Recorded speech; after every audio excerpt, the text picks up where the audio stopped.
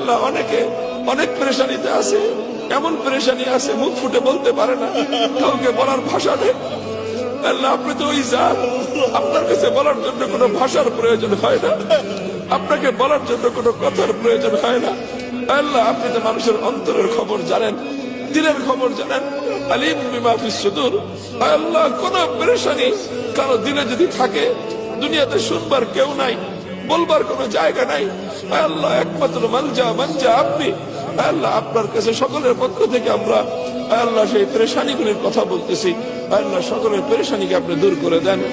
আল্লাহ আমাদের বাবা মা অনেকে কবরে শুয়ে আছে, আল্লাহ জানি না মমতাময়ী মা কেমন আছে, আল্লাহ জন্মদাতা বাবা কেমন আছে জানি না। আল্লাহ আল্লাহ বাবা মাকে কবরের মধ্যে শান্তিতে রাখেন।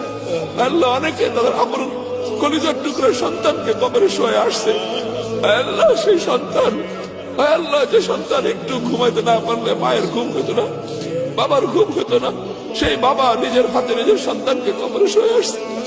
আল্লাহ সেই বাবার সন্তানকে আল্লাহ আপনি সারা হাতের সাথে রাখেন। আল্লাহ এই ভূখণ্ডের জন্য অনেক মানুষ অনেক রক্ত দিয়েছে, অনেক চোখের অশ্রু দিয়েছে। আল্লাহ এই ভূখণ্ডের উপর শকুনের চোখ পড়েছে।